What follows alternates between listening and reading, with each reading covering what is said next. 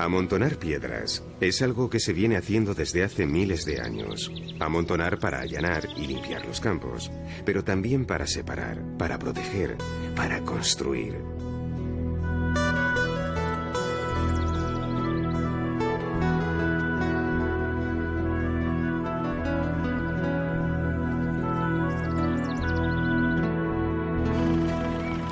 Los romanos fueron especialmente buenos en eso de construir con piedras, pero con las invasiones bárbaras sus técnicas casi se olvidaron. Sin embargo, durante la Alta Edad Media, en muchos lugares de Europa intentaron recordar las formas en las que habían sido hechos los templos romanos. Por eso, a aquel arte incipiente se le denominó románico. Ha pasado tanto tiempo que mucho fue destruido desde entonces. Pero hay una ciudad de España que conserva el mayor número de iglesias románicas de toda Europa. Nada menos que 22.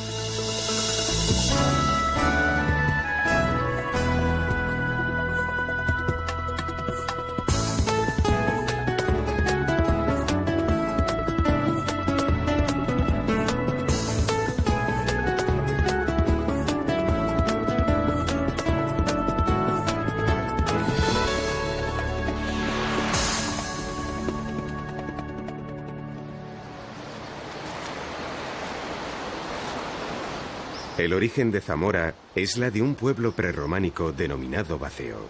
Los romanos vivieron en ella desde el siglo II a.C. Llegó a ser un importante asentamiento visigodo. Tras la batalla de Calatañazor, fue conquistada definitivamente a los musulmanes y desde entonces tuvo un fulgurante crecimiento. Sin embargo, a partir del siglo XIII, decadencia y olvido fueron de la mano.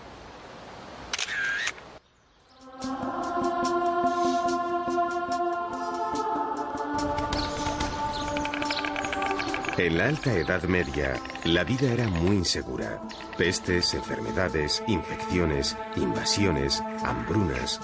El hombre huía de la angustia de la vida cotidiana y volvía su mirada hacia un Dios protector, cuya presencia se hacía más patente en las iglesias.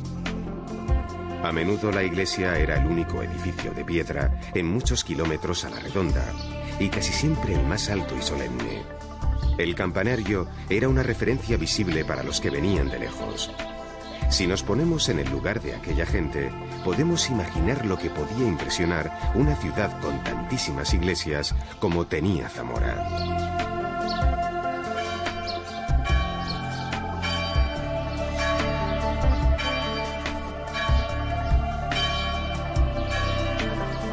Las iglesias de entonces eran toscas y fuertes, y eran lugares defensivos del mismo modo que lo era un castillo o un muro.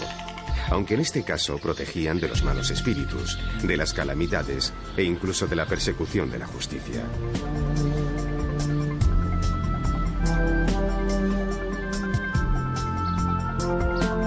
En su interior solían tener una nave central que conducía hacia el ábside. Allí solía estar el altar, que salvo excepciones, siempre estaba orientado al este. El arte constructivo era románico, pero el gótico estaba ya a la puerta. Muchas de las iglesias zamoranas suelen ser altas y estrechas, de modo que el efecto óptico es que eran muy estilizadas, con mucho espacio por encima de las cabezas, algo que inevitablemente obligaba a mirar hacia arriba y sugerir la presencia invisible del mundo espiritual. Al igual que los puentes, la presión lateral sujetaba las piedras de la zona central. Pero como las bóvedas tenían demasiado peso, a alguien se le ocurrió que lo mejor era tender unos cuantos arcos sólidos, rellenar la distancia entre unos y otros con materiales más ligeros y colocar contrafuertes laterales en los puntos de la pared en los que recibía más peso. La cosa no debía estar mal ideada, porque hoy, después de 1000 años, las iglesias siguen aguantando sus pesadísimas bóvedas.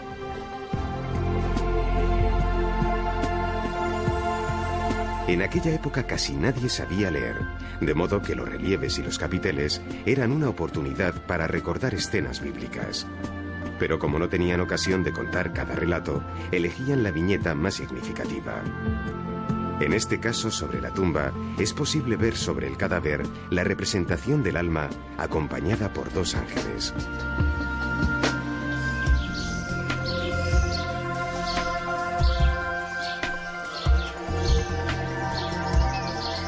Hay que imaginar a los prelados explicándoles a labriegos y pastores quiénes eran aquellos personajes y lo que significaban dentro de la historia sagrada. Los artistas eran verdaderos genios en el arte de sintetizar. En otras ciudades, el progreso ha destruido muchas iglesias, pero Zamora ha quedado suspendida en el tiempo. Ese es su lastre y ese es también su privilegio. En cierto modo, ese olvido es lo que nos permite disfrutar de su trazado medieval y la abundancia de sus templos. Aunque en ocasiones, el precio del rápido desarrollo implique estar encajonado indignamente. Recorrer Zamora es pasear por una ciudad a medio camino entre la vida de las provincias y la modernidad de cualquier sitio.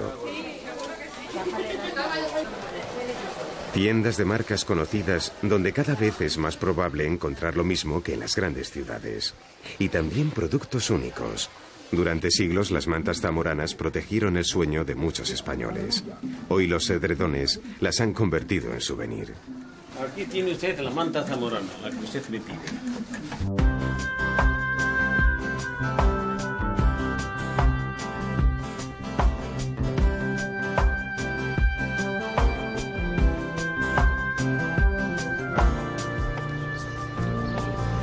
Calles peatonales, hervidero humano a media tarde, cuando los niños regresan del colegio, la gente deja los trabajos y es tiempo de compra o paseo.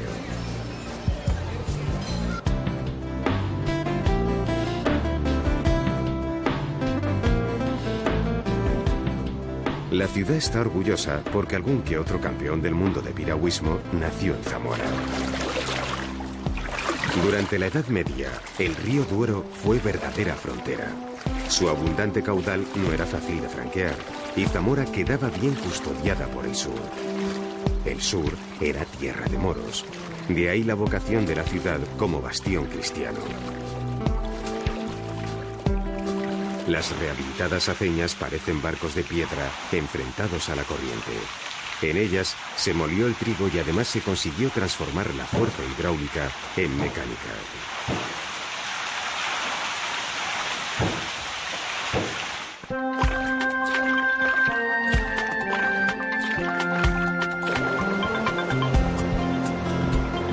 Los malintencionados dicen que Zamora solo tiene dos estaciones, el invierno y la del ferrocarril, pero no es cierto. En verano la gente se baña o pasea por la playa de los Pelambres, que con mucho humor aquí la llaman Benidorm. Y en primavera los zamoranos son muy amigos de romerías, de salir al campo y comer con la familia al aire libre. El bosque de Valorio es uno de los lugares más frecuentados y está tan cerca que ya es una prolongación de la ciudad. Los heroicos islotes de piedra que aún soportan la fuerza de la corriente son los restos visibles del puente romano. En comparación, el puente de piedra es muy joven, solo tiene 900 años. Fue construido en el siglo XII y ninguno de sus 15 ojos es igual a otro.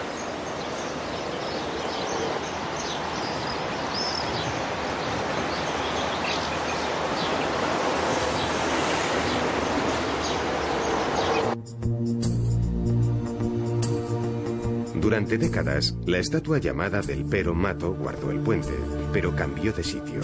Mientras que el original está en el Museo de Zamora, su copia vigila la ciudad desde el cielo.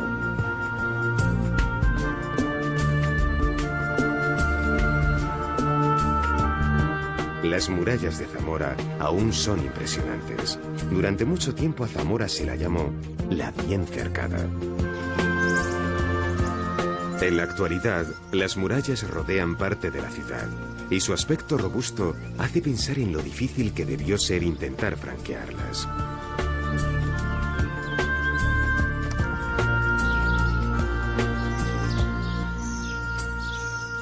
Estudiantes de artes y oficios hacen prácticas cerca de las murallas y algunos retratan el castillo que sirvió de protección ocasional para la población. La perspectiva no está alterada. Visto desde el aire, el castillo es un rombo perfecto. La Catedral de Zamora es la proa de la ciudad en su singladura sobre el Duero. Su magnífica fachada trasera es románica. Sin embargo, la frontal es muy posterior y se abre a una inmensa plaza. Destaca la torre, una torre de 33 metros de doble utilidad, eclesial y defensiva. Pero aún llama más la atención el originalísimo cimborrio que ilumina como una linterna el cruce de la nave central y el crucero. Se trata de una obra sin paralelo en el arte medieval. Semiesférica, peraltada, con 16 ventanas y decorado con escamas de piedra. Su impactante belleza de influencia oriental fue imitada por varias catedrales y colegiatas.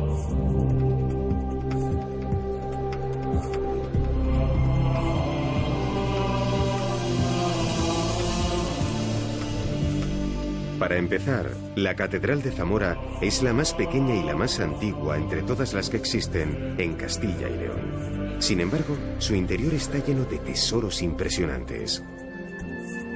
En piedra destaca la tumba del Doctor Grado, uno de los mejores sepulcros murales del último gótico español.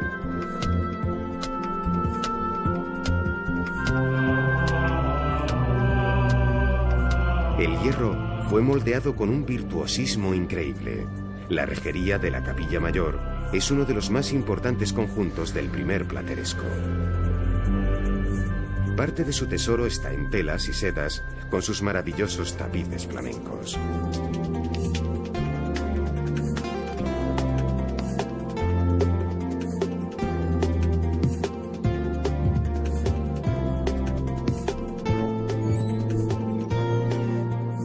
Además de la piedra y la tela, está la madera, el coro. La sillería del coro fue hecha en madera de cedro por el taller de Juan de Bruselas hace ahora exactamente 500 años. Está dedicado al Salvador y necesariamente participaron diversos tallistas.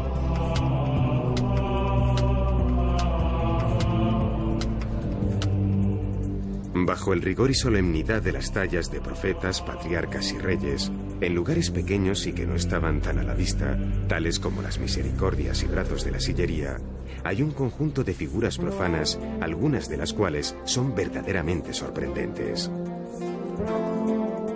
Algunos conjuntos son escatológicos, otros sarcásticos, pero todos ellos muy imaginativos y bien trabajados.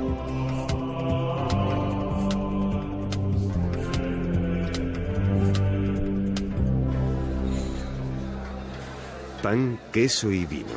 Así se andaba el camino. Nada es más castellano ni evoca mejor el romancero que esos tres elementos que aquí se dan en abundancia. Además de asados, bacalao a la tranca o las sempiternas sopas de ajo. Una gastronomía evolucionada, pero muy bien emparentada con el medievo.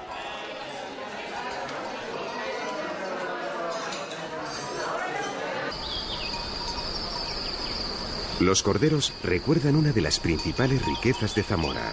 De ahí la lana, sus mantas y sus reconocidos quesos de oveja.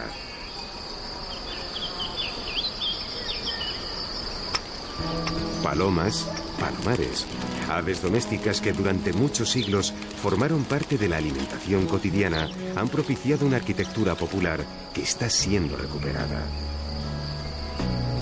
Los alrededores de Zamora tienen hermosos y nutritivos paisajes. Corderos, trigales, palomares y vides. Toro, conocido por sus vinos, conserva su trazado medieval. El cimborrio de su colegiata no disimula su parecido con el de la capital de la provincia.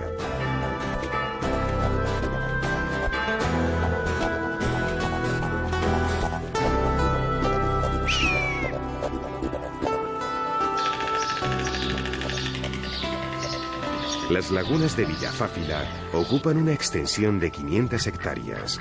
Desde el centro de interpretación es posible contemplar la vida natural sin perturbar demasiado su entorno.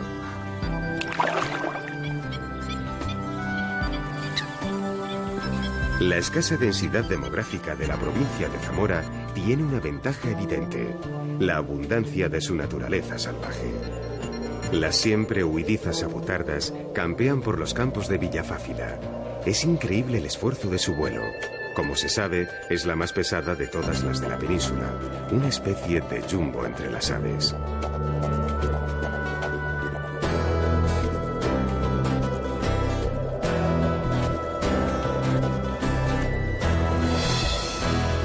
Navegaremos en aguas internacionales hispanorusas. Pedimos la colaboración de todos para mantenerse durante el recorrido en completo silencio. Hablará solamente el guía, de esta manera mantendremos la locución lo más baja posible. Y también en este sentido... En los Arribes, el Duero abre una grieta magnífica entre España y Portugal. La inaccesibilidad de los acantilados hace de estos un entorno casi virgen.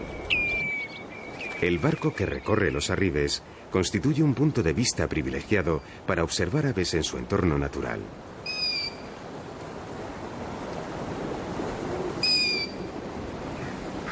El proyecto de conservación se costea con los ingresos del turismo, y esto lo convierte en un ejemplo sensato de simbiosis entre visitantes y naturaleza.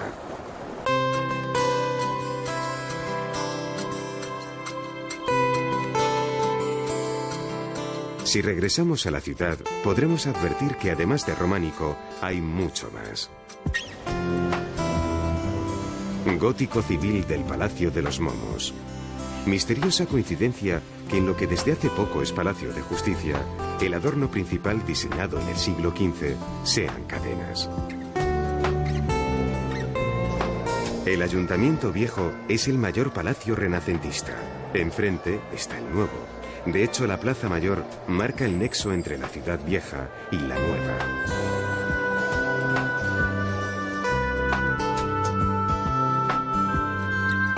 En la ciudad vieja hay otros restos del Renacimiento. Hoy es el patio del Parador Nacional, pero en su día fue la casa urbana de los condes de Alba y Aliste.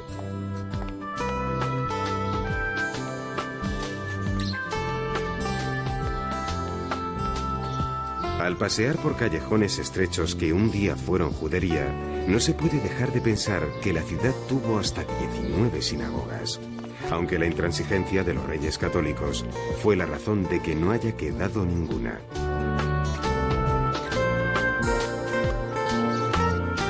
Viriato es un héroe lusitano, o zamorano, que no se sabe, ya que, como se puede comprender, no hay partida de nacimiento a la vista, y España y Portugal estaban aún por inventar.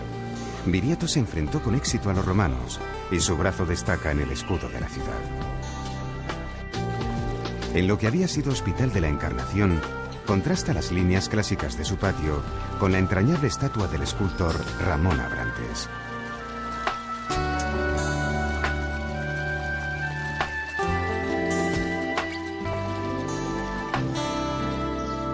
Una discreta ola de riqueza vistió a la Zamora de final del XIX y principios del XX. La calle de Balborraz bien podría ser una cuesta en una ciudad centroeuropea. Sus tiendas y viviendas hablan de calidad de vida y buen gusto.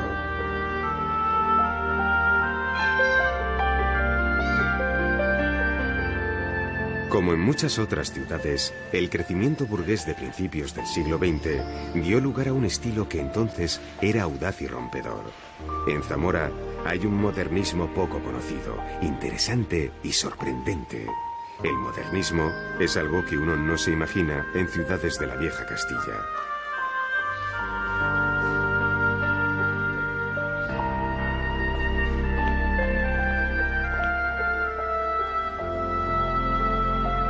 Viaje de ida y vuelta. El teatro, que fue teatro en su origen, luego fue cine, y en la actualidad vuelve a ser teatro.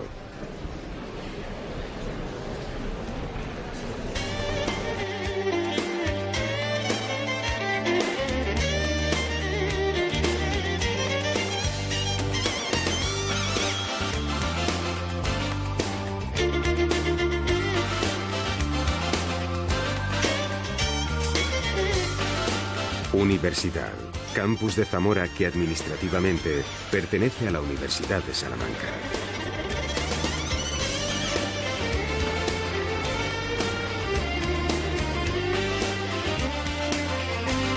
El escalón como butaca, foso en el centro del campus, simulación moderna de los teatros griegos. El grupo aficionado de estudiantes que solo pretende ejercitarse y divertir.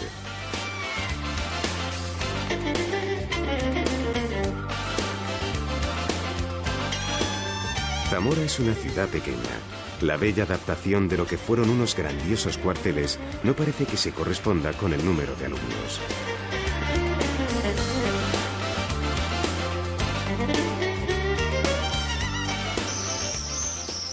Fachada espléndida del Palacio del Cordón, pero ¿qué hay detrás? Visto desde aquí, uno no se imagina que está ante uno de los museos provinciales que ha sabido combinar con gusto la modernidad de su arquitectura con la antigüedad de sus fondos.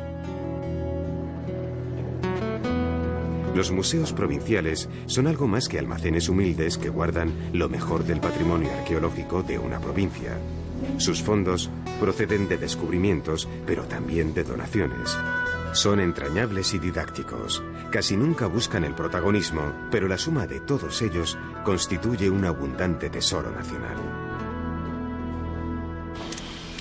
¿Juráis silencio durante el recorrido de esta santa procesión?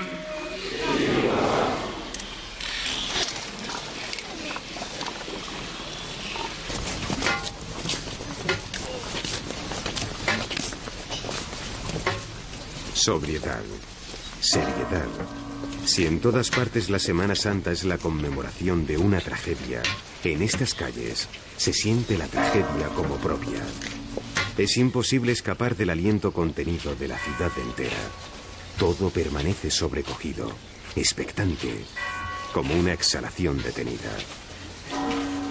Si la Semana Santa de Zamora es una de las más conocidas y famosas, lo es en especial por la actitud emocionada de sus habitantes.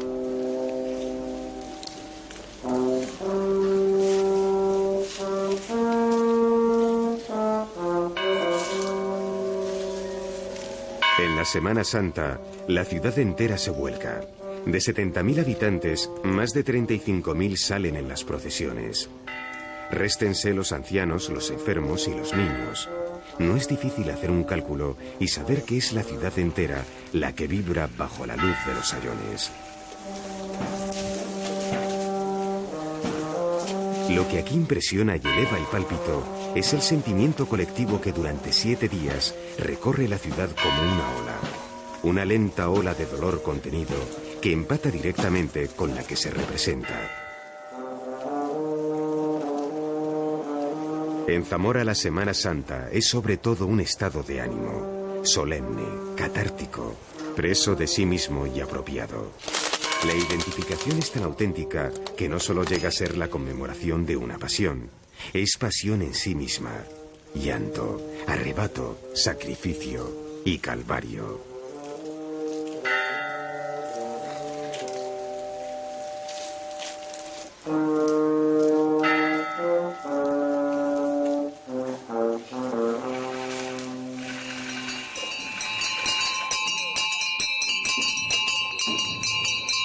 El Barandales abre muchas de las procesiones zamoranas y ha resultado ser una de las figuras singulares de la ciudad, al punto de erigirle una estatua.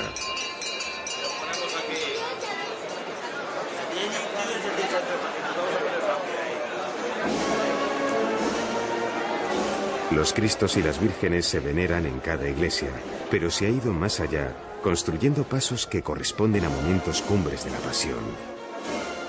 Son escenas en 3 dimensiones que están construidas siguiendo los cánones de la escenografía barroca, formas que nadan entre el realismo y la exageración.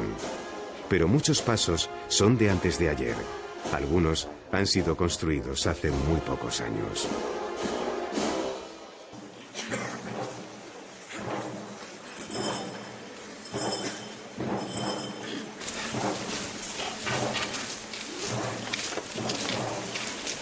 En la mitad de la noche, el Miserere rompe el silencio.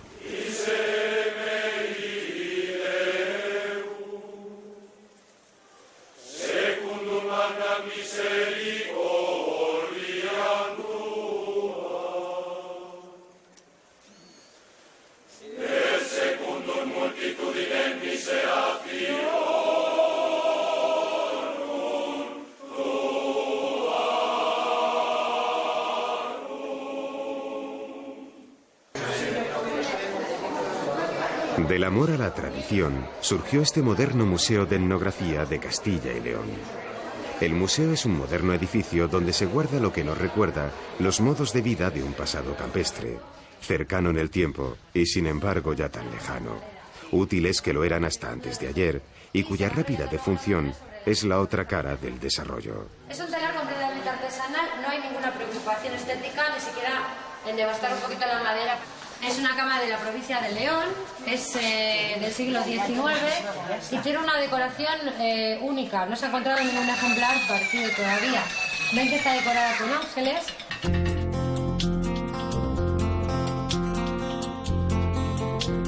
En lo que había sido las ruinas de un cenobio franciscano, la Fundación Rey Alfonso Enríquez, dedicada a fomentar proyectos culturales y científicos entre España y Portugal, hace virtud de la convivencia arquitectónica extrema, insertando lo histórico en lo moderno, dignificando la ruina, enmarcando sus líneas. Otro ejemplo, hoy es un moderno hotel, y antes había sido fábrica de alcohol, y mucho antes, fábrica de luz. Fíjense, parece un título poético, Fábrica de Luz, tan poético como la bóveda de su restaurante.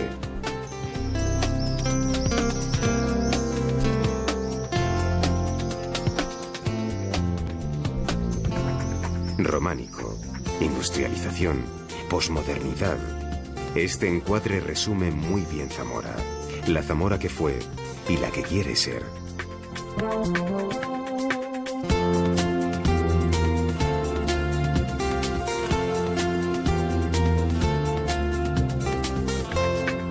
Alguien se sienta en un banco y escribe a su amigo, tal vez para enviarle algunas notas breves que hablen de esta ciudad. Zamora, lugar fronterizo, más allá del invierno, más allá del río, durante un tiempo infranqueable, durante siglos la bien cercada, hoy al alcance de la mano.